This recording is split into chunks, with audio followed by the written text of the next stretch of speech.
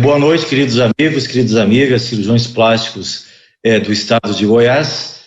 Meu nome é Raul Canal, sou advogado e presido a Sociedade Brasileira de Direito Médico e Bioética, ANADEM. Quero agradecer ao Regional de Goiás, na pessoa do nosso querido presidente Dr. Orlando, pela gentileza do convite e pelo privilégio de conversarmos hoje. O assunto proposto foi a retomada das cirurgias eletivas e protocolos de segurança. Nesse momento de inquietudes e incertezas que nós estamos vivendo, é muito grande a preocupação tanto do médico, do cirurgião, quanto do paciente. Se faz a cirurgia eletiva agora, se deixa para depois, se espera a pandemia passar, como é que procede?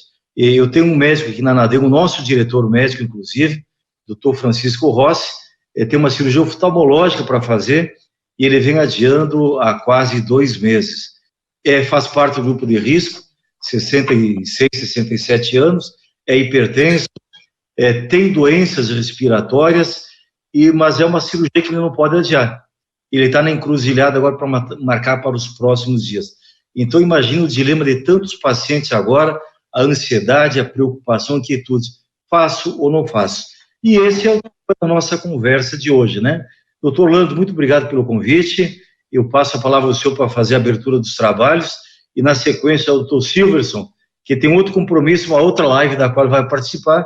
Ele vai ele vai dar sequência e a palavra volta em seguida para mim. Doutor Orlando, boa noite. Obrigado pelo convite. Boa noite a todos. Obrigado, doutor Raul Canal, pela participação, pela disponibilidade de estar aqui com a gente, esclarecendo as nossas dúvidas em relação a esse tema tão importante, que são esses aspectos jurídicos, né, na retomada das cirurgias eletivas. Nós passamos por um dilema, né, sem saber se poderíamos fazer essas nossas cirurgias eletivas, e depois de muita discussão e muito debate, nós chegamos à conclusão de que era necessário, sim, fazer as cirurgias eletivas na cirurgia plástica, né, tamanha a importância da nossa especialidade para todas as pessoas. Lembrando que, segundo a Organização Mundial de Saúde, a saúde também depende do aspecto psíquico, né, do aspecto emocional, e a cirurgia plástica contribui bastante para os pacientes, para as pessoas, dentro desses aspectos. Bom, eu gostaria de conversar rapidamente aqui, não demorar muito, já que o Dr. Silverson se dispôs a vir aqui falar com a gente, né, passar para nós aí qual é o protocolo que o Hospital Premium adotou para que essas cirurgias sejam realizadas da melhor maneira possível e minimizando bastante todos os cuidados, minimizando bastante todos os riscos, né, que nós podemos ter em relação às cirurgias nesse tempo de Covid. A gente sabe que é impossível conseguir 100% de segurança, isso não existe, né, em cirurgia, em medicina, mas nós queremos saber do Dr. Silverson, então, quais foram as medidas, né, que o Hospital Premium começou a tomar, ou está tomando, para minimizar esses riscos de contaminação pelo Covid-19 na realização das cirurgias eletivas nesses tempos, e que ele possa passar para nós aí e colocar para todo mundo esse protocolo do hospital que está sendo muito bem realizado, né? Então, boa noite, Dr. Silverson, muito obrigado pela sua presença aqui conosco. Boa noite a todos, obrigado pelo convite de participar aqui com vocês. Bom, então, nós interrompemos as atividades, né, os tratamentos seletivos, né, no dia 17 de março de 2020, de acordo com o decreto do governo estadual de Goiás. E como o Orlando bem lembrou, né, saúde é o bem-estar biopsicossocial, né, segundo a própria Organização de Saúde. Então, com o novo decreto, nós, pouco mais de um mês depois da suspensão das atividades, nós retomamos, então, os agendamentos de cirurgia eletivas. Nesse momento, a gente já tinha em mãos já um novo decreto, né, do dia 19 de abril de 2020, do governo do Estado. Tinha também a recomendação 3, né, da nota técnica da Secretaria de Estado de Saúde de Goiás. Consideramos também uma nota técnica da Agência Nacional de Saúde Suplementar, a nota da Sociedade Brasileira de Cirurgia Plástica relacionada especificamente ao Covid-19 e a nova orientação do Conselho Regional de Medicina, né, do dia 20 de abril. Então, desde então, nós retomamos os procedimentos cirúrgicos eletivos em todas as especialidades médicas no Hospital Premium, inclusive de cirurgia plástica, mantendo sempre a observância dessas normas, né, que são bastante específicas em relação ao combate da Covid, que incluem essas regras de distanciamento, controle de fluxo de pacientes, dos colaboradores, realização de testes pré-cirúrgicos por Covid-19 em pacientes e funcionários do hospital, sem prejuízo de outras medidas, né, oferecendo sempre essa questão da segurança, né, para a realização dos procedimentos.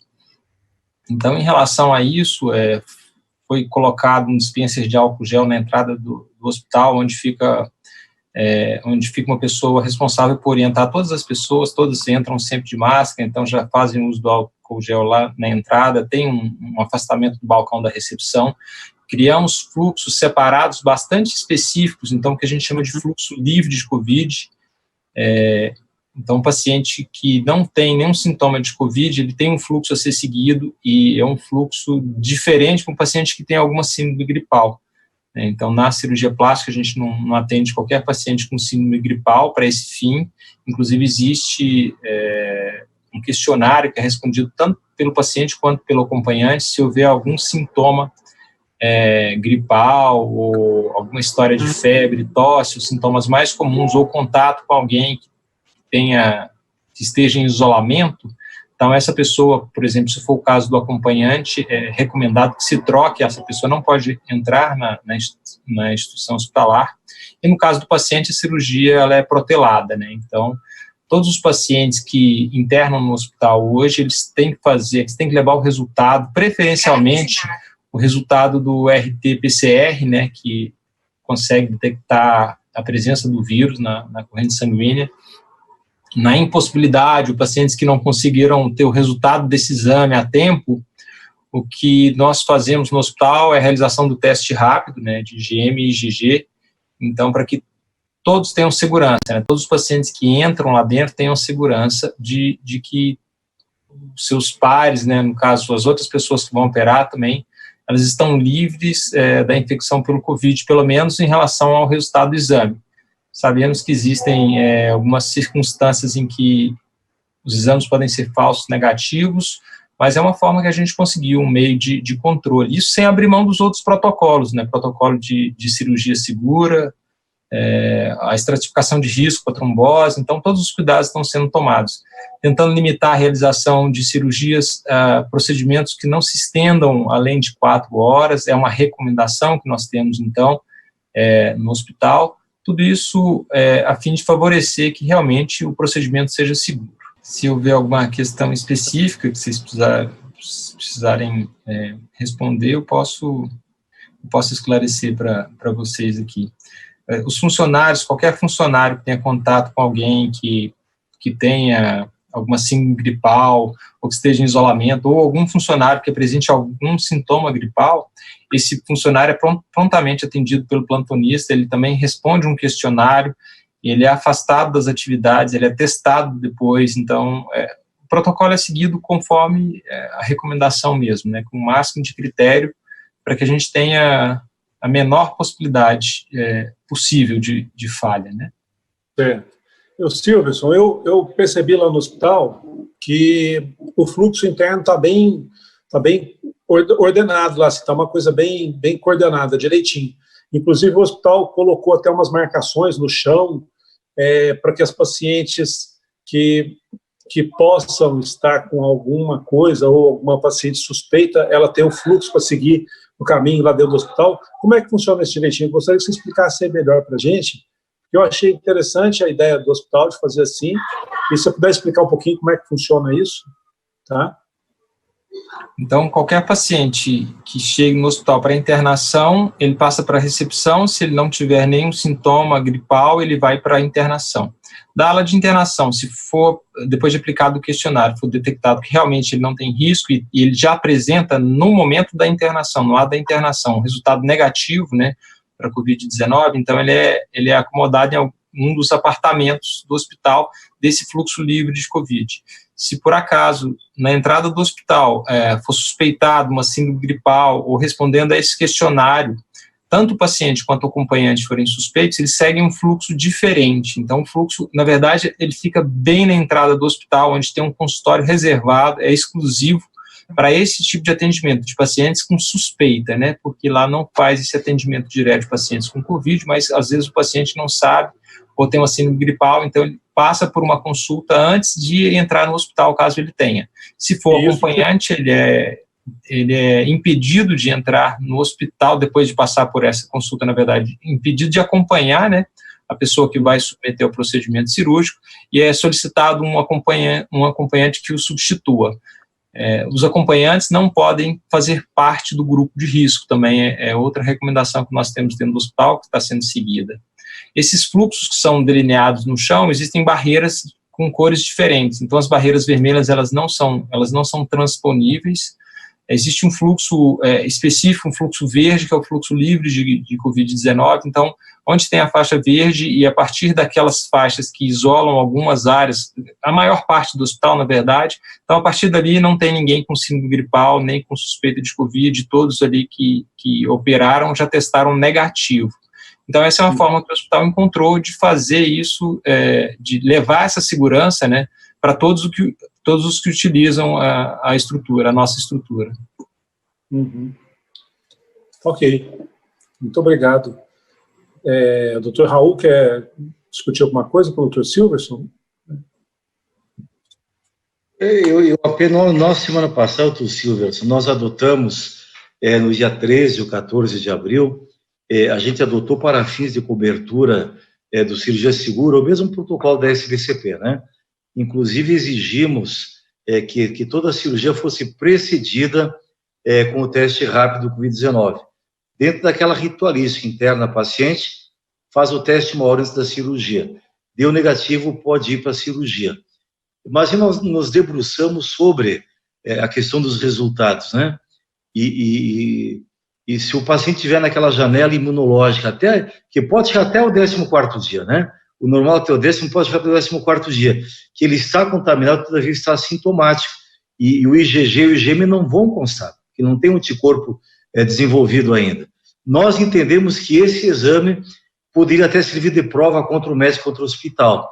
Se esse paciente já estiver contaminado e no pós-operatório imediato, 2 ou 3 dias depois, ele apresentar os sintomas, né, e ele já estava contaminado antes, mas o teste rápido não detectou. Ele pode processar o médico, processar o hospital e dizer, olha, eu fui contaminado durante a cirurgia ou na internação no 1º ou 2º dia. E isso vai ser uma prova. Está aqui, o senhor fez o teste em mim. Foi o senhor que falou que eu não estava contaminado, né? Aí você vai dizer para ele, não, mas espera, o teste é rápido, se estiver na janela imunológica, ele não vai detectar mesmo. Mas então, por que o senhor não fez o PCR? Entendeu? Então, eu acho que essa alternativa, claro que é muito mais, a dificuldade é muito maior. O PCR, a leitura dele demora 10 horas, a interpretação. Aqui em Brasília, os laboratórios, os grandes, Sabin, Exame, estão entrando com 48, 72 horas depois. Então, você teria que internar o paciente 3 dias antes. Se ele fizer o PCR na segunda, tiver o resultado na quarta e der negativo, operar na quinta-feira, mas se ele foi contaminado na terça ou na quarta, nesse trânsito entre o PCR e até a internação. E ninguém vai internar 3 dias antes para fazer uma cirurgia plástica, né? Então, por conta disso, nós, desde o dia 20, se não me engano, baixamos uma portaria e não exigimos mais. Fica na livre conduta do médico e do paciente. Você faz um teste. Todavia, nós passamos a não exigi-lo, não é que estamos contraindicando, é a livre conduta do cirurgião junto com o seu paciente. Mas nós não exigimos mais para fins de cobertura do cirurgia segura. Essa é uma conduta que nós entendemos que nós passamos a dar mais segurança para o médico. Perfeito? Sim, eu recebi esse comunicado de vocês, achei de muito bom tom, né, inclusive para que a cobertura possa realmente ser oferecida. E como eu havia dito antes, então a recomendação primordial é que seja feito o RT-PCR, porque ele consegue detectar fragmentos do vírus. Quando a gente usa o teste rápido, nós temos um problema, a gente vai detectar a IgM e IgG. A IgM ela começa a subir talvez a partir do 7º dia, né, em média no 7º dia, a IgG ela demora um pouco mais, mas pelo menos ela perdura. Então, assim, o pensamento é seguir, primeiramente, a nota técnica da sociedade que rege, né, a nossa especialidade, que é a Sociedade Brasileira de Cirurgia Plástica. Embora a recomendação deles seja de teste rápido, a recomendação do hospital é que seja feito o RT-PCR. Na falta do RT-PCR, o resultado não ficou pronto, daí a gente teria que realmente fazer o teste rápido, pelo menos no momento da internação. Porque o caso de Goiânia, o senhor consegue o resultado em quanto tempo em Goiânia, do RT-PCR? Alguns laboratórios em até 3 dias, quando rápido. Alguns laboratórios 10 dias. Então, é muito, mesmo com o RT-PCR, é difícil estimar que o paciente possa não ter contato com o vírus, mesmo depois de ter feito o exame. Então, essa segurança a gente não tem nem em relação ao RT-PCR, nem em relação ao teste rápido, que se ele estiver na janela imunológica não vai dar. O entendimento do hospital em relação a isso é que é mais prudente o hospital testar os pacientes, é uma visão institucional, né, cabe ao hospital nesse ponto, do que operar, às vezes, um paciente assintomático ou oligossintomático, e esse paciente já estar infectado e ter possibilidade de infectar outras pessoas também. E no termo de consentimento livre e esclarecido, essas questões estão bem explicadas, e o paciente ele assume, assim, ele compartilha essa responsabilidade com o médico de submeter a cirurgia no período de pandemia. Então, essa segurança ela não vai existir nem com um teste negativo. Pode ser o RT-PCR, que também existem falsos negativos, embora em índice muito menor do que o teste rápido. Então, a recomendação do hospital é que seja feito o RT-PCR. Mas o paciente que eu operei semana passada, por exemplo, ele escolheu o RT-PCR dentro da programação do laboratório, no tempo que o laboratório estimou que ficasse pronto, para ficar pronto na véspera da cirurgia, para que a gente tenha o menor tempo de contato possível dessa pessoa circulando aí sem que o exame já tenha sido colhido, e não ficou pronto até o momento da internação. Então, esse paciente fez o teste rápido, deu negativo, o RT-PCR só chegou no dia seguinte e também estava negativo. Mas, enfim, em alguns casos a gente vai ter essa dificuldade na realização do exame. Então, você colher 5 dias antes, 7 dias antes, você vai estar na janela do IgM, praticamente. Então, enquanto a gente não tiver um RT-PCR, por exemplo, para ser colhido na véspera, para ter o resultado para o dia da cirurgia, eu penso que essa janela ela vai contar para os dois lados, tanto para o teste rápido quanto para o RT-PCR, embora esse último seja a nossa recomendação como padrão ouro de exame de teste de Covid-19 para internações no Hospital Prêmio. Então, eu gostaria de aproveitar aí a chegada do Dr. Marcelo. O Dr. Marcelo Soares é diretor administrativo lá do Hospital Prêmio, e aproveitar e pedir para ele falar também no protocolo existe uma recomendação também que a paciente fique em isolamento antes da cirurgia, né? É claro que, como o Dr. Silverson falou, isso aí você não vai conseguir 100% de segurança, mas além do PCR, você pedir para a paciente ficar em isolamento, um isolamento mais rigoroso ainda, antes e após a cirurgia. Aí eu gostaria de pedir para o Dr. Marcelo comentar esse item aí do protocolo do hospital.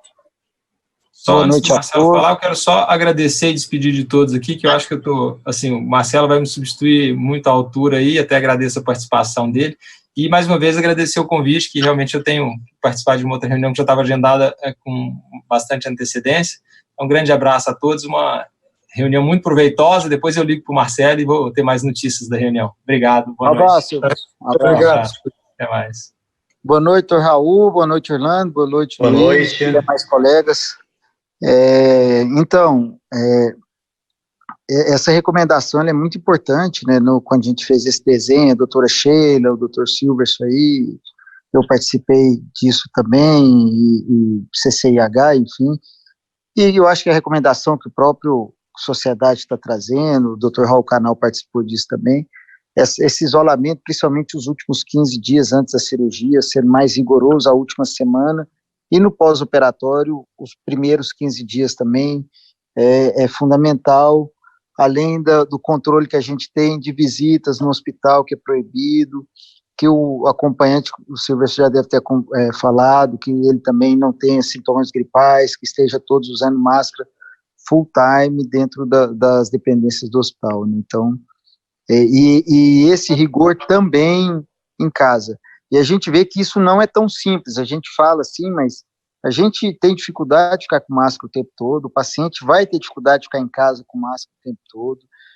Na verdade, assim, eu acredito que poucos pacientes realmente seguem essa orientação, mas é orientação verbal e orientação documental em termos de consentimento. Orlando, doutor Raul. Eu estou... Então, eu queria então passar para o doutor Raul para ele falar sobre a aula dele, e no final o doutor Luiz Humberto vai entrar também para falar da opinião dele em relação aos aspectos legais, né, já que ele agora é o diretor do DENAD, e então vamos passar para o doutor Raul. Tem mais gente que adentrou a sala de conferência após a abertura, então dou boa noite a todos, boas-vindas. Mais uma vez agradeço a SBCP Regional de Goiás pelo convite, pelo privilégio do convite, por estar com vocês aqui. E não é uma aula, é uma conversa, tá, doutor Orlando? Sim. É uma conversa para refletirmos juntos essas inquietudes que nós todos estamos tendo. Primeiramente, eu queria fazer uma reflexão de que a orientação da OMS, do Ministério da Saúde, quanto à não realização de cirurgias eletivas nesse período, ela tem uma preocupação diferente do que nós entendemos aqui. Na verdade, não é para expor o paciente à cirurgia eletiva, não é para deixar de expor o paciente a um risco de contaminação. Na verdade, a preocupação no plano de fundo é a preocupação de que pacientes de cirurgias eletivas possam ter alguma intercorrência e demandar vaga de UTI e ocupar aquelas vagas que poderão ser necessárias aos pacientes do Covid. Então, o plano de fundo da preocupação é essa, não é preservar o paciente da eletiva de um eventual contágio, e sim deixar as vagas de UTI preservadas para o eventual paciente do Covid-19. Essa é a verdadeira preocupação. Então, num primeiro momento, a SBCP, houve até um vídeo do nosso presidente, Dr. Denis Anadem, fez um vídeo institucional orientando para que se evitasse a cirurgia eletiva. Até porque todos nós imaginamos que o isolamento, o distanciamento, fosse perdurar bem menos tempo, fosse uma fatia de tempo de 2, 3 semanas, um mês, ou coisa assim. Ninguém imaginou que houvesse uma prorrogação tão grande assim. Até porque, na minha leitura, as autoridades se equivocaram, se precipitaram, talvez, poderiam ter imposto um isolamento vertical, inteligente e seletivo, e não uma tentativa de isolamento horizontal, até porque o horizontal, a rigor, ele não existe. No isolamento horizontal, o padeiro ficaria em casa, o caixa de farmácia ficaria em casa, o entregador de gás ficaria em casa, o motorista de táxi, todo mundo ficaria em casa. Ou seja, todos os serviços essenciais seriam também suspensos. Isso seria um isolamento horizontal. Então, teria que ser um isolamento inteligente e seletivo, certo? Isso lá no início. E agora que nós estamos entrando no inverno, no pico das doenças respiratórias, no pico das pneumonias, no ambiente ideal climático para o vírus se proliferar mais, que é o frio, os estados estão começando a liberar. Brasília, amanhã os shoppings passam a abrir. Justamente no pico do inverno, agora os shoppings abrem. Então, não houve muita inteligência por parte dos governantes, os governadores não conversaram, os estados não conversaram com os municípios, não conversaram com o poder central. Enfim, houve aí uma guerra de vaidades, de exposição à mídia, para dizer eu tenho razão, você não tem, e o nosso paciente, o nosso doente, o nosso eleitor, o nosso cidadão foi objeto da menor preocupação das nossas autoridades, infelizmente. Mas o caos foi instalado e agora temos que trabalhar com ele, né? Pois bem, a SBCP no dia 13 de abril, se não me engano, orientou que poderíamos retomar as cirurgias eletivas desde que observados em uma série de protocolos. E se nós olharmos a fundo, à exceção dos exames pré-operatórios, do exame do Covid-19, todos os demais protocolos são aqueles que deviam ser seguidos sempre. Deviam ser rotina já no nosso protocolo cirúrgico. Quer dizer, nós estamos usando hoje equipamentos de proteção individual que não os usavam sistematicamente até um passado recente, até um mês e meio atrás, mas que, todavia, deveriam ser usados sempre. Os cuidados com o paciente deveriam ser os protocolos de sempre, né? O que nós observamos, doutor Orlando, é que no Cirurgia Segura, desde o primeiro dia, desde o dia 20 de abril, se eu não me engano, nós passamos a dar cobertura, inclusive para o Covid, e não tivemos nenhum caso até hoje de Covid. Nenhuma intercorrência decorrente da infecção pelo Covid-19. E as intercorrências normais, a sinistralidade normal, ela baixou nesses 2 meses. E por que ela baixou? Porque o cirurgião passou a ter um cuidado maior, tanto na escolha do paciente, nos protocolos do paciente, aquele paciente de risco, aquele paciente com comorbidades, nas associações de 2 ou mais procedimentos no mesmo tempo cirúrgico, do paciente obeso, o paciente hipertenso, o paciente diabético. Então, houve uma seleção melhor nesse período e, por isso, a sinistralidade diminuiu. Então, se a gente vai aprender alguma coisa com essa excepcionalidade, talvez seja essa a lição. Nós observamos que o cidadão comum aprendeu a lavar as mãos, aprendeu a usar o álcool gel, depois de cumprimentar uma pessoa, depois de colocar a mão na maçaneta de uma porta, num caixa, num terminal eletrônico do banco, num telefone celular, no botão do elevador, todo mundo está se higienizando, mas essa deveria ser a conduta normal, a conduta usual no dia a dia. Então, se isso fica herança, delegado, após passar essa pandemia, nós lucramos com ela, porque aprendemos com ela. E o mais importante, eu estou dizendo, e às vezes alguns profissionais de saúde ficam ofendidos, mas não é ofensa, é uma constatação da realidade. O mais importante é que o profissional de saúde aprendeu também a lavar as mãos da forma correta. A gente observava, eu tenho um genro que faz residência em cirurgia no Albert Einstein, em São Paulo. Quer dizer, a nossa referência no Brasil não tem outra referência melhor que a do Albert Einstein. E há menos de 3 meses ele perdeu um paciente, havia um paciente com uma bactéria, essas superbactérias, não vou me arriscar a dizer o nome dela, até porque eu não gravei, e um profissional de saúde, não sei se é médico, enfermeiro, que tocou nesse paciente, que foi a óbito, levou a bactéria para um terceiro paciente. E esse terceiro paciente, que não tinha aquela bactéria, foi a óbito também. Ou seja, porque um profissional tocou num paciente e foi ao outro sem fazer a devida higienização. Eu duvido que agora, durante a pandemia, durante a excepcionalidade, alguém se arrisque a fazer isso. Então, se isso ficar como um legado educativo para nós, nós teremos algum lucro com algum aprendizado, desculpe a palavra lucro, teremos um aprendizado comportamental em referência a isso, seja o profissional de saúde, seja o cidadão comum. Então, que nós levemos isso como aprendizado para o futuro próximo que se avizinha. No informe 6 da SBCP, do dia 13 ou 14 de abril, a SBCP foi muito feliz quando colocou a exigência, olha, o score de risco cirúrgico, o score de segurança cirúrgica foi divulgado na revista Plasticos em novembro de 2016. Eu lembro que foi no Congresso Brasileiro de Fortaleza, e poucos cirurgiões plásticos estavam se valendo desse protocolo. Muitos sequer conheciam esse score de segurança cirúrgica. Esse score ele é um checklist a ser seguido. É um checklist a ser seguido. Nós estamos desenvolvendo um documento agora, que nós chamamos de o Panorama de Cirurgia Segura.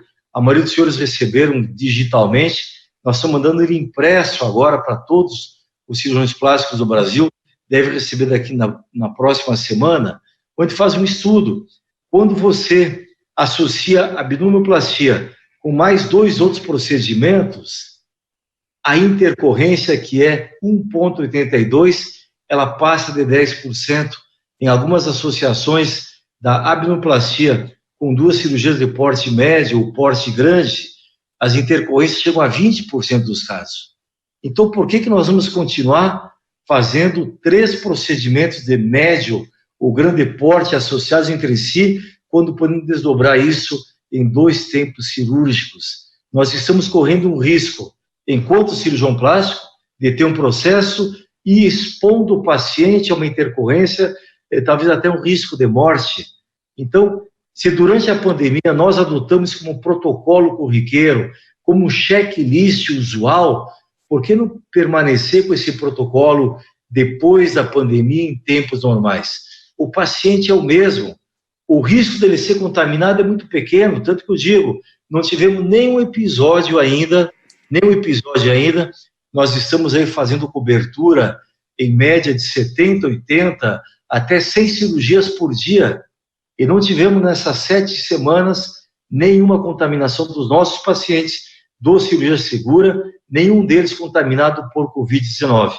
E eu até imagino, e não seria leviandade dizer que talvez os cirurgiões plásticos todos não tiveram. Por quê? Se algum plástico levou um paciente a uma lipoaspiração, a uma abdominoplastia, a uma blefaroplastia, e ele foi contaminado pelo Covid, certamente a Rede Globo teria colocado uma manchete do Jornal Nacional, uma matéria principal do Fantástico, e crucificando aquele cirurgião plástico que mercantiliza, a Rede Globo ia dizer isso, expôs um paciente que podia operar em dezembro, em janeiro, quis operar agora e ele foi contaminado pelo Covid. Com certeza teria sido estampado isso em manchete. Então eu quero crer e posso até assegurar que nenhum paciente de cirurgia plástica eletivo foi contaminado nesse período, senão teria sido manchete nacional com toda certeza. A orientação que nós damos, doutor Orlando, siga o protocolo da SBCP. A única coisa que nós abrimos mão, nós estamos dispensando o teste rápido, porque entendemos e não estamos contrariando a SBCP nacional. Antes de divulgar a portaria 14/2020, eu liguei para o doutor Enes Calazans, mandei cópia da portaria para ele, ouvi a opinião dele antes de tornar pública essa portaria. Então, não fomos levianos ao ponto de afrontar uma orientação da SBCP.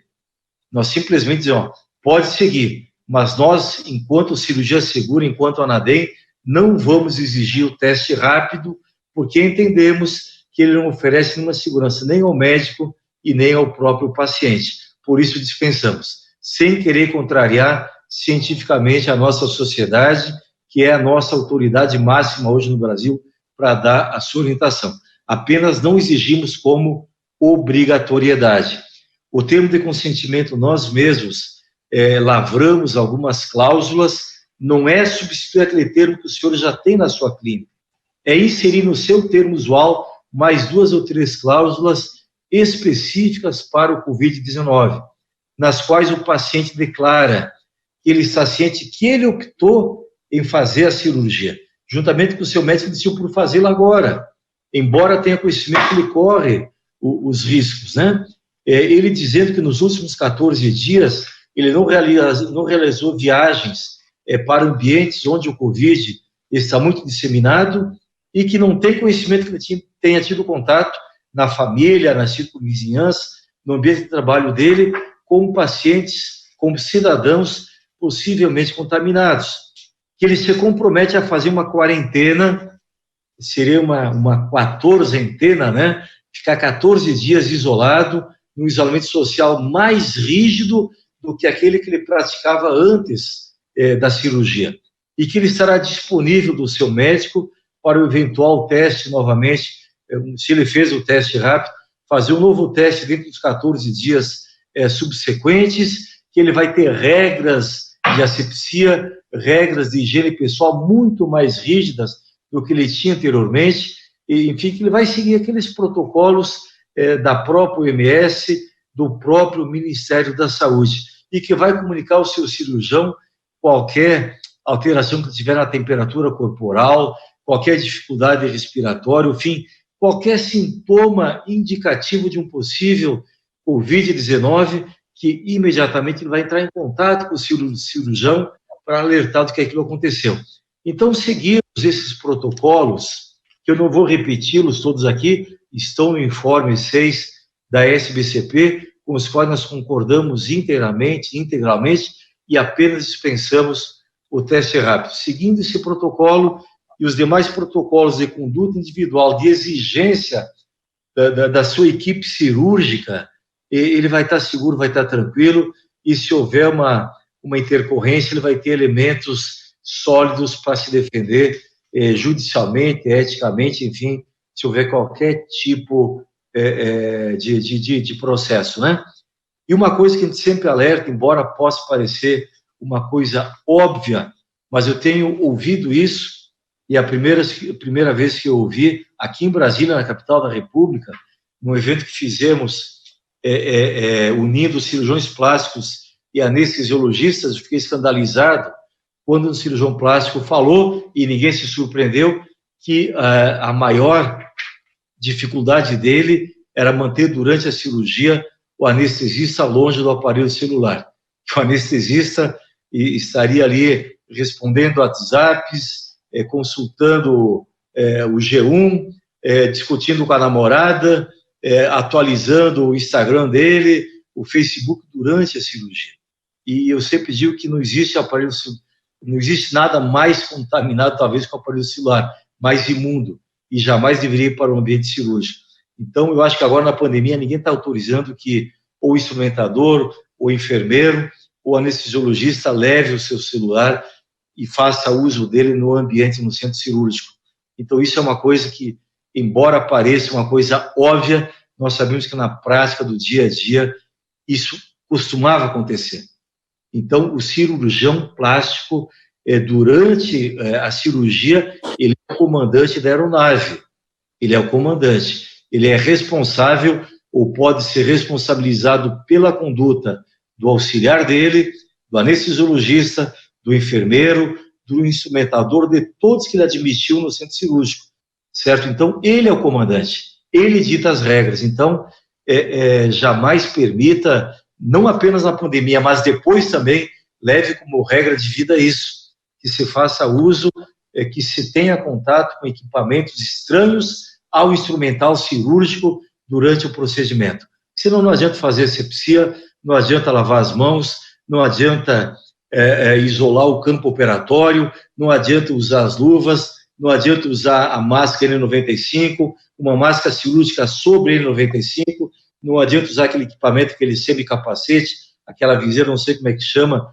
ou aquele óculos de face inteira, se alguém estiver manipulando celular, caneta, relógio, óculos ou qualquer outro instrumental diferente do instrumental cirúrgico que foi submetido à autoclave, que foi submetido ao protocolo de segurança.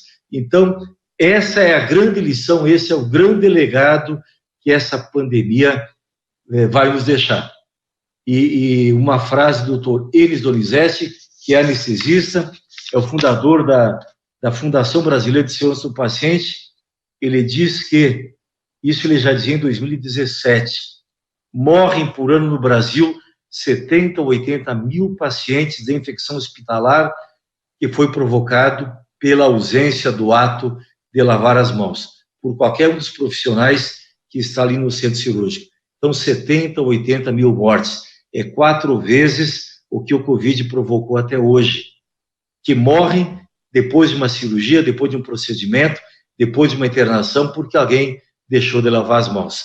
Então, que isso sirva de lição, sirva de aprendizado e seja o grande legado nosso dessas épocas incertas e inquietas que nós enfrentamos nesse momento. Eu fico à disposição para perguntas, para questionamentos e também para o debate com o Dr. Lando, Dr. Marcelo e Dr. Luiz Humberto, que estão presentes conosco aqui na sala. Doutor Raul, eu tenho uma preocupação assim, específica quanto às cirurgias de grande porte. Então, essas cirurgias que às vezes nós chamamos de triplas, né, ou às vezes até mais, as cirurgias de grande porte, qual é a garantia? Garantia não, mas nós estamos livres de processos quando a gente coloca no termo de consentimento. A gente já fez esse adendo ao termo de consentimento em relação ao Covid, e se a gente colocar que o paciente está ciente que ele vai ter uma baixa na imunidade, principalmente nas cirurgias de grande porte, ele vai ter uma grande baixa na imunidade, e por isso ele pode se complicar nas no pós-operatório, né, no advento de contrair a doença. Ele pode ter complicações maiores, e com certeza vai ter, né, se tiver com essa imunidade muito baixa. Então, assim, eu queria saber se o termo ele nos protege ou não adianta nada, partindo do princípio que a gente sabe que o paciente, que a gente vai espoliar muito o paciente com essas cirurgias de grande porte e ele pode vir a se contaminar pelo Covid. Eu gostaria de saber do doutor Luiz também a respeito disso. Independente de se é época do Covid, mesmo em épocas de normalidade, né, se é que os tempos que nós vivemos anteriormente eram normais, né, mesmo na época da normalidade, quando o paciente vai a óbito e é uma cirurgia tripla, uma associação tripla, mais de 6 horas de anestesia, coisa e tal, invariavelmente o Ministério Público diz que aquilo foi um homicídio por motivo torpe, né, que por conta do vil metal o médico expôs o seu paciente a um risco desnecessário. Esse é um argumento invariável do Ministério Público, né? O próprio paciente ele pode dizer que ele sobreviveu, mas ele sequelou, e ele vai dizer, olha, o médico falou, eu assinei, mas eu não entendi bem que o risco era tão grande, coisa e tal. Então, o argumento que eu digo, por que o senhor vai expor o paciente? Faça um tempo cirúrgico depois. O senhor vai ver o estudo que nós soltamos agora, do Cirurgia Segura, e é um estudo sólido, baseado em 34 mil cirurgias. Eu desconheço um estudo feito assim, com um N tão grande, né? 34 mil cirurgias. E não tem nada oculto ali, não é um questionário que a SBCP mandou e o cirurgião plástico respondeu. É com base em casos concretos, né? Nós temos indenizações aí de R$170 mil, R$177 mil foi a maior, e temos de R$300. Então, quando há intercorrência, o médico realmente ele notifica isso. São coisas concretas. O que nós observamos? No caso de obesidade mórbida, 100% dos pacientes, 100% que operaram, pacientes com obesidade mórbida tiveram intercorrência. 100%. Nenhum deles deixou de ter algum tipo de intercorrência. Certo? Então, por que eu vou operar um paciente com obesidade mórbida? Se nem o bariátrico opera, ele manda emagrecer alguns quilos, manda regular a pressão arterial para depois fazer a cirurgia, né? Então, por que eu vou fazer um procedimento eletivo, estético, num paciente com MC superior a 36? Né? Por que eu vou fazer uma abdominoplastia, mais uma mastopexia e mais uma lipoaspiração? Eu estou colocando um risco muito grande de morte nesse paciente. Faça a lipoaspiração, faça a mastopexia, deixa a abdominoplastia para 6 meses depois, para um outro tempo cirúrgico, mesmo em épocas de normalidade. Eu digo isso olhando agora para quem olha para números. Eu não sou médico, mas números eu sei ler. Então, a gente analisou cada uma das cirurgias que geraram intercorrência. Então, quando você junta 2 fatores de tromboembólicos, você junta 2 comorbidades e faz uma cirurgia com mais de 4 horas, é certo, vai gerar uma intercorrência. Não tem como, é uma aposta sabendo o resultado. Então, a orientação que nós damos hoje, se o senhor me perguntar, Raul, você como advogado, tendo em vista todos os processos que você já defendeu o médico, tendo em vista agora o Cirurgia Segura, que você tem uma análise real, em tempo real, jamais faça procedimento triplo, já não faria, mesmo que sejam 3 cirurgias de porte médio, uma pequena e 2 de porte médio. Se forem 3, tendo 2 de porte médio e uma grande, é que não faz mesmo. É colocar em risco a segurança do paciente e a sua também, mesmo sem o Covid. Enquanto isso, doutor Marcelo quer fazer uma consideração, doutor Marcelo? Sim, eu gostaria de fazer sim, doutor Raul, de vários pontos que o senhor falou. O senhor está fazendo um serviço muito grande para a nossa sociedade nesses estudos, até porque aquele protocolo da SBCP que o doutor Saldanha fez na época da gestão dele, inclusive a gente lá no prêmio ajudou ele com alguns casos na época que ele tinha um questionário para poder validar aquele trabalho, ou se eu não me engano a gente mandou uns 100 casos para ele mais ou menos na época. É algo que assim, não é pacificado entre os cirurgiões, é multifatorial, mas foi muito importante, é um marco inicial de algum protocolo para dar norte às condutas nossas. E o tempo cirúrgico é algo importante, sim, mas não como fator isolado, ele é algo importante associado a bem aquilo que o Saldanha trouxe em relação à área de superfície corpórea, enfim, o tipo de cirurgia. Então, que, sem dúvida, outros protocolos mais modernos vão por vir para poder melhorar a gente nisso. Na questão da lavagem de mão, é algo muito interessante. A gente adotou uma postura lá no hospital porque, assim, por mais que você treine a sua equipe, por mais que você fale para todo mundo está vivendo Covid, pode acreditar, os colaboradores, nem todos vão lavar as mãos antes de tocar os pacientes.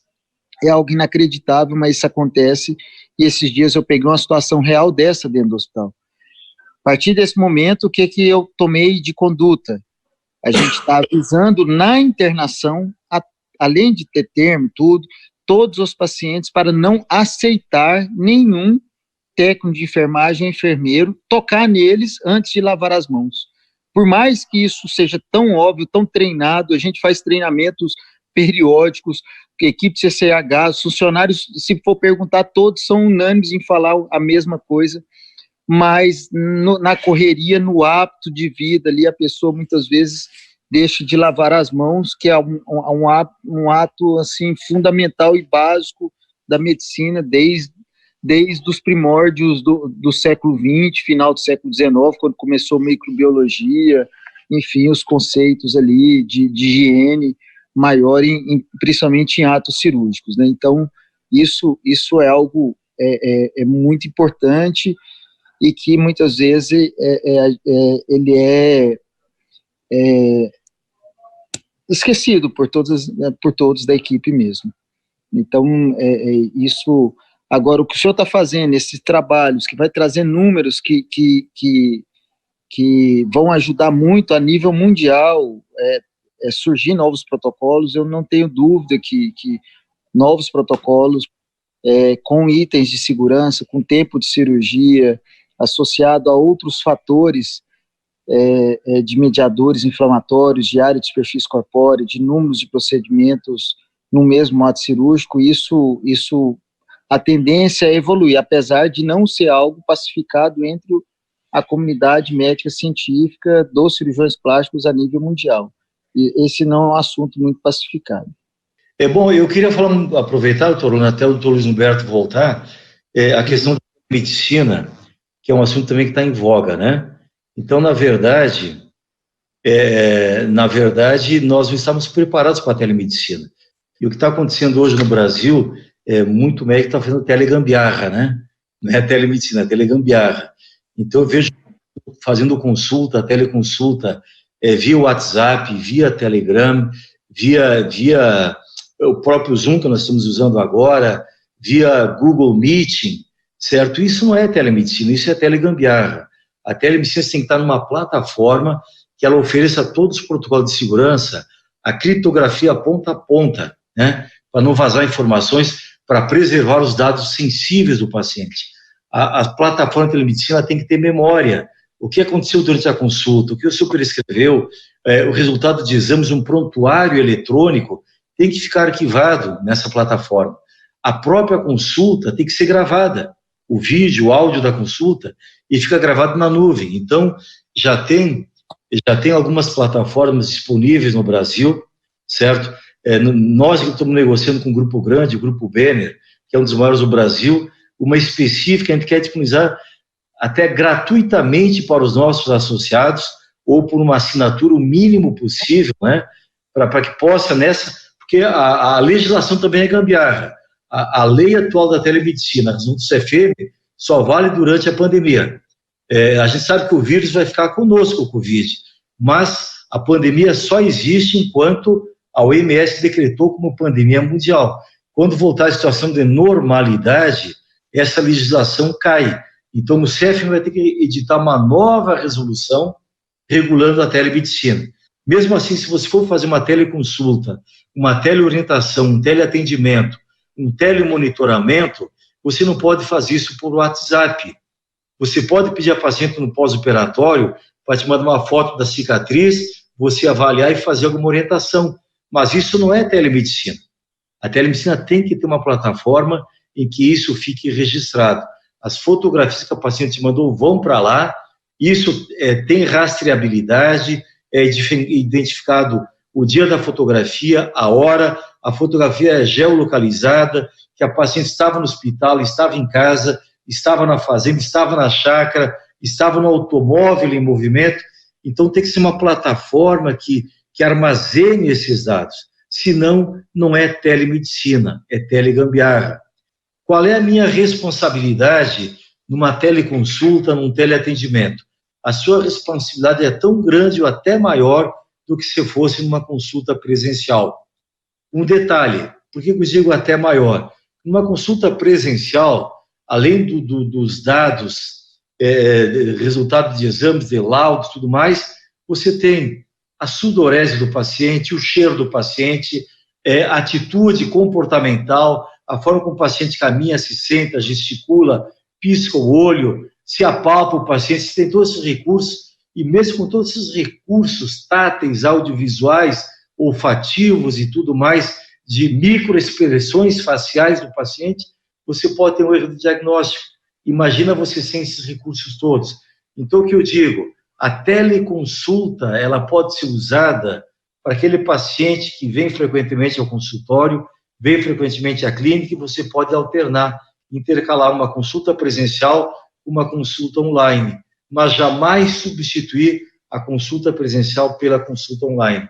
E sempre que você for fazer, se valer de uma plataforma que te ofereça os protocolos de segurança, tanto para você quanto para o paciente, que o paciente possa assinar um termo de consentimento com a sua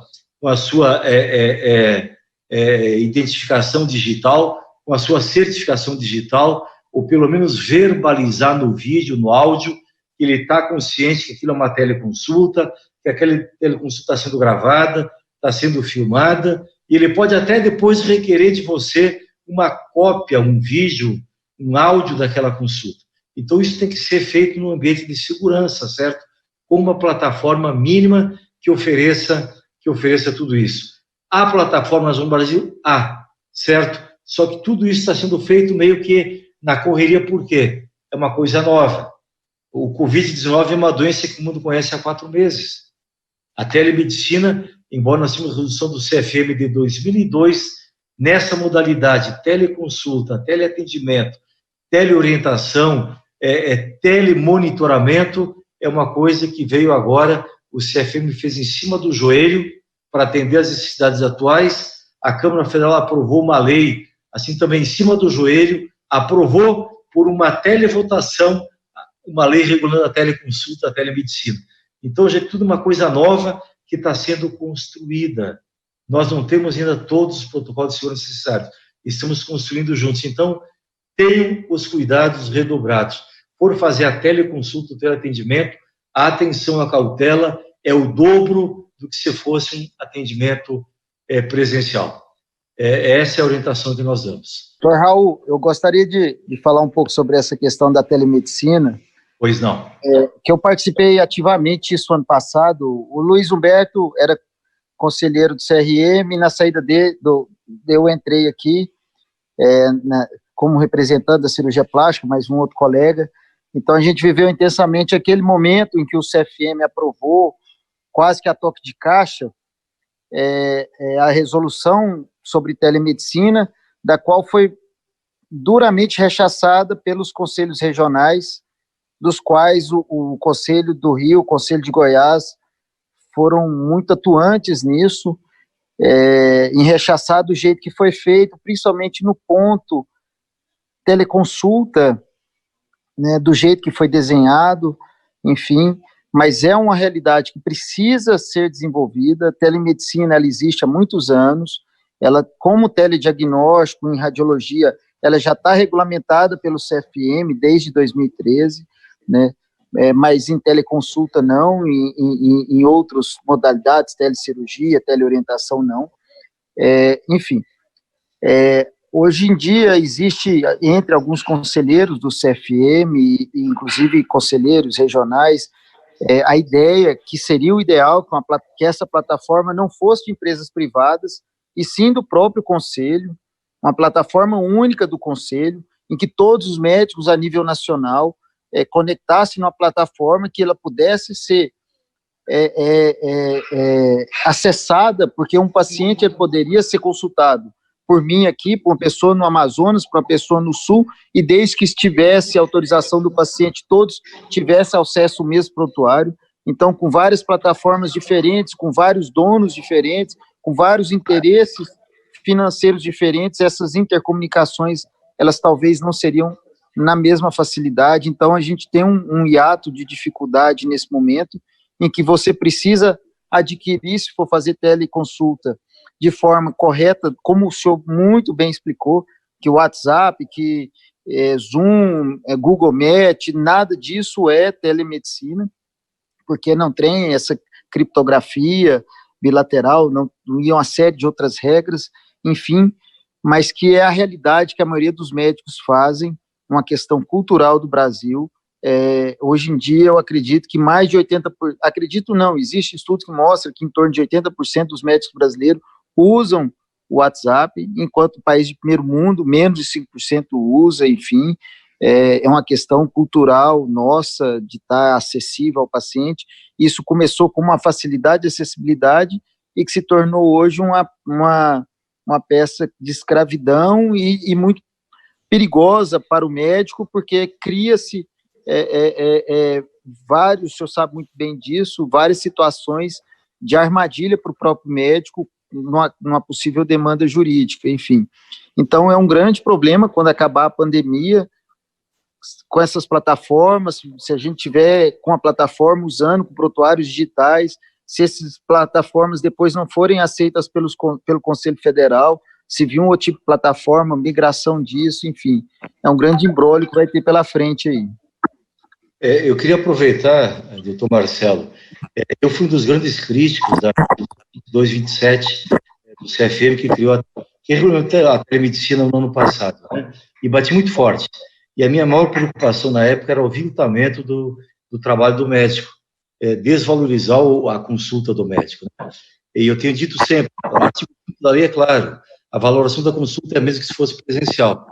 E eu sempre digo, o tempo do médico, se você está frente a frente com o paciente, ou na sua residência, ou na sua chácara, em frente ao computador fazendo uma teleconsulta, o seu tempo tem o mesmo valor. O minuto seu tem o mesmo, não pode ter a menos-valia. A sua responsabilidade é a mesma, talvez até maior do que se fosse uma consulta presencial. Então, ela não pode valer menos que uma consulta presencial. Então, isso está muito claro na regulamentação. E a minha preocupação vai ter muita operadora menos ética de plano de saúde, vai fazer uma linha de produção, colocar aí 50 estagiários, médicos recém-formados, ou até último anista de medicina, para dar 100 consultas por noite a R$5 cada consulta. O pessoal até fez chacota, imagina R$5 cada consulta. Vou lhe dar uma notícia concreta agora. Tem uma empresa americana que está atuando no Brasil, que está dominando o mercado hoje, está fornecendo consultas para vários planos de saúde, inclusive vários de autogestão. Você sabe quanto é que estão pagando médicos recém-formados para fazer a teleconsulta? R$100 a hora. R$100 a hora. E exige uma produtividade de 10 consultas por hora. Ou seja, estão pagando R$10 a consulta. Essa intermediária, ela compra a consulta dos médicos novos e vende para os planos de saúde. Por quanto ela vende, não sei, deve ter a 20, 25, R$30. Uma consulta média não é menos de R$100 de um plano de saúde. Em 2018, as operadoras gastaram consulta médica R$22 bilhões. Imagina uma operadora menos ética se valendo da teleconsulta agora, enquanto ela vai aumentar o seu lucro, enquanto ela vai economizar, remunerando uma consulta a R$10. Mas ninguém vai fazer R$10. Um residente que recebe R$3.000 de bolsa por mês, dando 60 horas por semana no hospital, ele vai fazer depois um freelancer de 3 horas e ganha R$300 por dia em 3 horas, fazendo 30 consultas. Esse era o nosso medo em 2019, e por isso nós combatemos a forma como veio a resolução 2227. E isso já está acontecendo hoje. Então é contra isso, não só contra isso, mas contra isso que nós temos que lutar. Eu falei da telegambiarra agora, mas o maior medo também é a telepicaretagem. Então, nós temos que trazer a telemedicina sem telegambiarras e sem telepicaretagem, e protegendo, sobretudo, o valor do trabalho médico. Que eu protegendo o valor do trabalho médico, eu estou protegendo o paciente. E eu volto para o raciocínio anterior. Se numa consulta presencial, com todos os recursos que o senhor tem, o senhor pode errar o diagnóstico. Imagina um médico recém-formado, à distância, fazendo 10 consultas por hora. Fica a reflexão. Doutor Luiz Humberto, não estou ouvindo. Boa noite a todos. Agora sim. Agora sim. Então, isso nunca aconteceu comigo. Eu estou aqui no meu MacBook, eu desativei ele, agora estou no celular. Nunca tinha acontecido isso. Eu não sei, sinceramente, eu não sei o que aconteceu aqui. Doutor Luiz Humberto, eu já usei essa frase algumas vezes também. É a primeira vez que acontece comigo.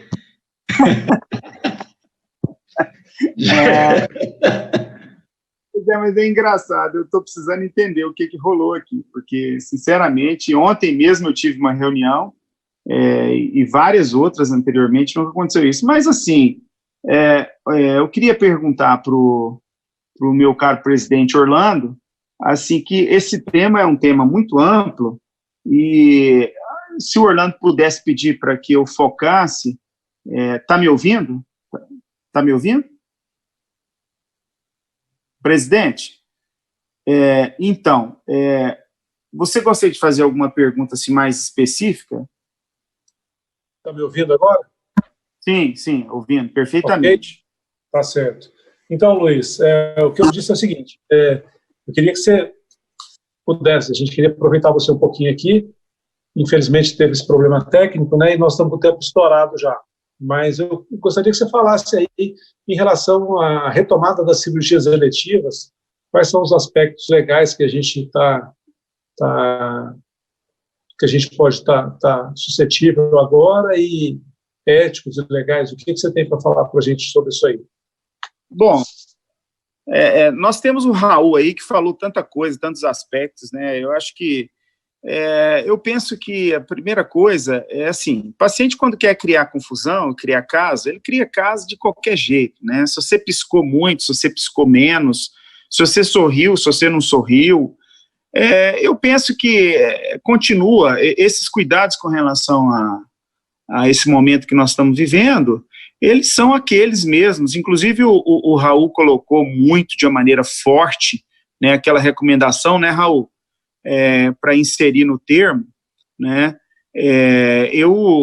quem conhece os termos que eu uso sabe que eles são um pouco assim, muito detalhados, né, e eu desenvolvi uma série de itens, né, que o paciente assina, né, com relação a esses cuidados que ele tem que ter, sabe, inclusive dizendo que não teve sintoma nenhum nos últimos dias, que não tem tido nada, que o acompanhante dele também não, que não pertence ao grupo de risco, que o paciente se compromete a uma série de coisas, que o paciente está ciente que o hospital escolhido é um bom hospital, tá certo? Que o hospital toma todos os cuidados, tem uma série de itens no termo que eu desenvolvi, anexo para essa questão da Covid, sabe? Ele está à disposição de quem precisar e quem tiver curiosidade de ver.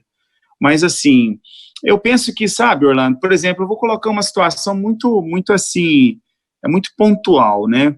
É que essas coisas pontuais que acontecem no consultório no dia a dia, elas às vezes ajudam a gente a ilustrar. Eu estava comentando até com o Sérgio Augusto hoje esse aspecto, né? Eu tive uma paciente no meu consultório querendo operar nariz, né? Tem uns 5 anos que a menina completou 18 anos, filha única, né? Aí o pai perguntou assim para mim, isso tem 2 semanas, né? Falou, doutor, se essa menina fosse sua filha, é a única filha que eu tenho, se ela fosse sua filha, o senhor operaria ela agora ou o senhor esperaria um tempo assim, sabe? O senhor esperaria uns 2, 3 meses. É a única filha que eu tenho. Desse jeito, na frente da menina, na minha frente e com a mãe do lado. Eu falei, mas o senhor está me fazendo uma pergunta complicada, né? O senhor já sabe a resposta, né? Ou seja, ele perguntou, a pergunta já vem com viés embutido, né? Quer dizer, esse pai, ele já deu um recado ali, tá? Que ele não tolerará, né, uma intercorrência ligada à Covid, né, especialmente se for ligada à Covid, caso aconteça. Ele já deu um recado. Quer dizer, a luz amarela, ela acende na hora. Para mim, não acendeu amarela, acendeu vermelha, né? Por quê? Porque, neste caso, ele já deu a deixa, né? Então, assim, a recomendação que, entre tantas coisas que podem ser ditas, né, mas a recomendação que eu dou é que esteja muito atento, né? Muito atento aos sinais, né?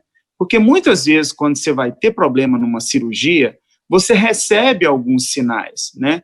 Esse paciente, ou o pai, o responsável, seja lá quem for, ele te emite um sinal, né, de alguma coisa que não está legal e que você, às vezes, não seria bom você operar aquele paciente.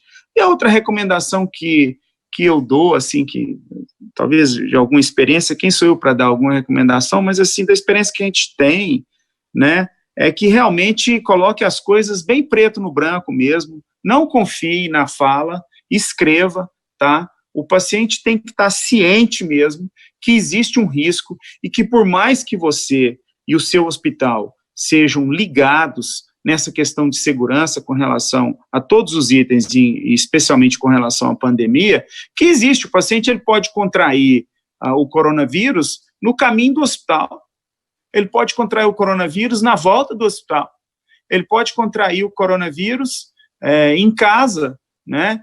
Ele não cumpre, que vai ter um acompanhante cuidando dele, não é isso? Mas não é nada, isso é conversa fiada, certo? Vai ter muita gente entrando e saindo na casa dele, os parentes, né? As pessoas mais próximas, que saem, vai na padaria, vai não sei aonde, entendeu? Então, quer dizer, isso precisa ficar muito claro, está escrito, o paciente está ciente. E uma coisa que eu coloco, Orlando, que eu já coloquei, é o seguinte, que o paciente não abre mão de operar agora. Está ciente que poderia operar daqui a alguns meses, né? Mas o paciente quer operar agora e está plenamente ciente dos riscos de contrair a COVID, né? E caso isso ocorra, né, pode ocorrer desde uma coisa mais simples até uma doença mais grave, podendo até, em raríssimos casos, porque é raríssimo mesmo, em raríssimos casos, chegar ao óbito, entre parênteses, morte. Está escrito lá, o paciente assina tanta coisa, tá certo? O paciente que quer operar mesmo não vai deixar de assinar, tá certo? Não deixa, não. E eu acho que não deve levar um paciente para a mesa de cirurgia sem ele ter assinado isso. E, de preferência, com um parente que também seja testemunha e que assine também. O Raul vai poder dizer isso de uma maneira com muito mais propriedade do que eu estou dizendo, né? É isso aí. Luiz, eu concordo plenamente com tudo que você falou e talvez até por isso eu não esteja conseguindo operar. As minhas pacientes chegam lá e também me perguntam, falam, olha, eu queria operar agora para aproveitar que a gente está em quarentena, não está fazendo nada e estamos aí em isolamento, aproveitar esse momento de folga para já fazer minha cirurgia. Mas você acha que eu devo fazer agora ou eu devo esperar e deixar fazer no final do ano? Se você falar que não tem, que está seguro fazer agora, eu faço. E como é que você vai falar isso para o paciente? Né?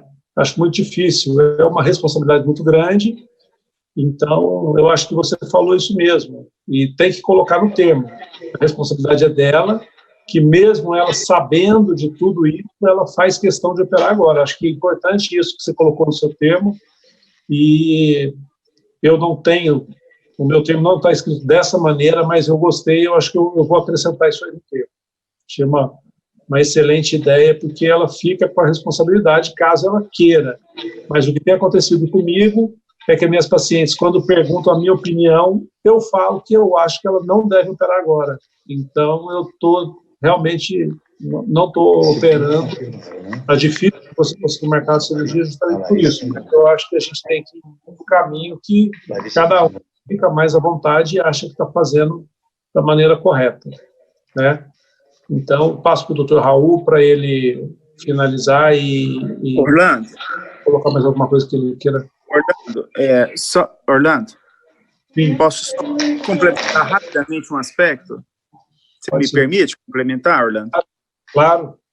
Não, só super rápido. É o seguinte, eu respondi para esse pai, né, que diante dessa pergunta dele, que já veio com a resposta embutida, né, a pergunta dele já veio com a resposta embutida, tá?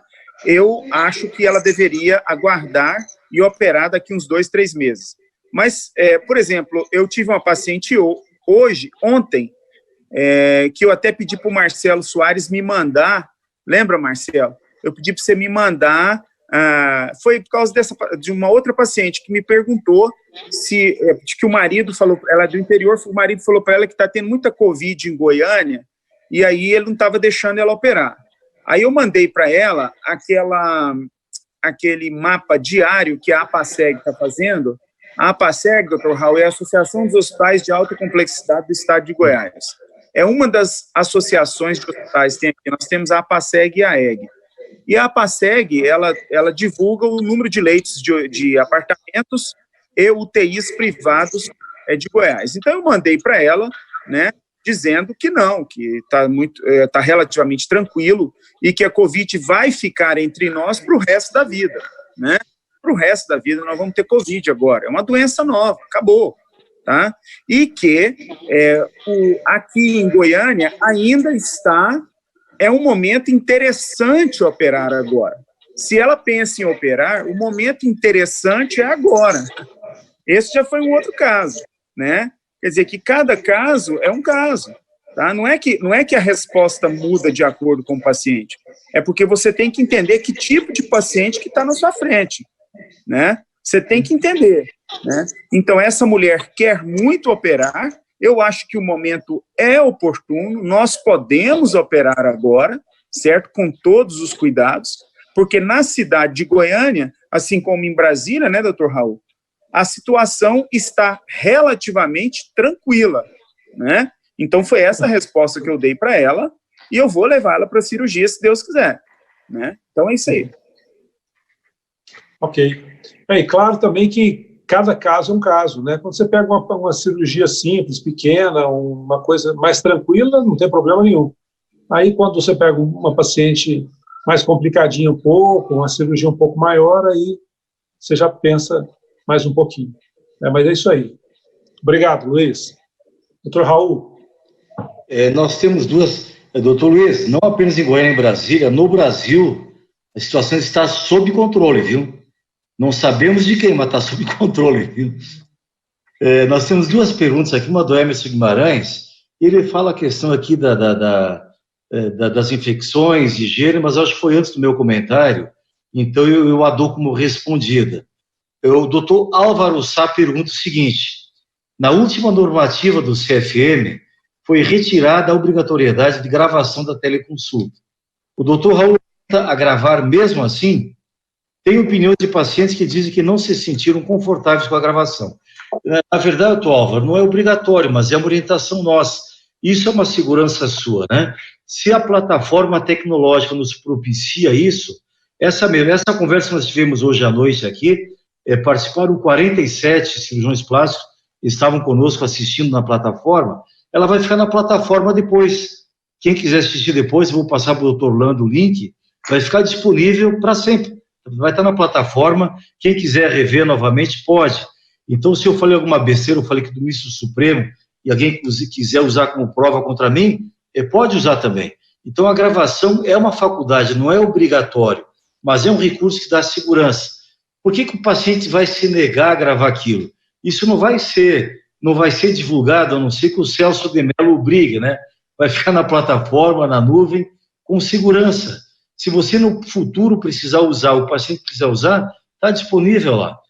Se você falar isso para o paciente, olha, essa consulta está sendo gravada, amanhã depois eu posso ir embora de Goiânia, eu posso sofrer um acidente e morrer, eu posso não estar mais aqui, o médico que me substitui pode precisar disso, se você quiser usar para alguma finalidade, vai estar à sua disposição também. Então, a nossa consulta vai ser gravada. Algum problema para você? Eu entro na farmácia, entro no shopping, entro no supermercado e está lá, você está sendo filmado, sorria. Eu nunca me neguei a entrar no supermercado, numa farmácia, porque tinha uma câmera filmando. No elevador está lá, você está sendo filmado, sorria. Eu não deixo de entrar no elevador por causa disso. Então, eu não vejo por que o paciente se sentir constrangido que está sendo gravado aqui. Não é obrigatório, mas é um indicativo de segurança, é bom preservar. Veja, analise o vídeo como sendo uma peça do prontuário médico. Assim como é uma receita, uma prescrição, uma requisição de exame, um laudo de exame, o vídeo também é uma peça do histórico médico, do prontuário médico, a ficar lá na nuvem, junto com a documentação do paciente. Eu agradeço, doutor Orlando, pelo convite mais uma vez. Agradeço mais uma vez pelo convite, foi ótimo ter participado com os senhores. Fico à disposição da SBCP Regional de Goiás para outras iniciativas, outras oportunidades. Sempre que pode contar conosco aqui. A nossa modesta contribuição, sempre estaremos dispostos a participar com vocês. Muito obrigado, uma boa noite. Bom, boa noite, obrigado, doutor Raul. Obrigado, doutor Luiz Humberto, doutor Marcelo Soares, doutor Silverson também, que participou no começo. Acho que foi muito proveitoso, né? Então, agradeço a todos. Tá? E até a próxima. Até mais. Um grande abraço, até a próxima. Grande abraço.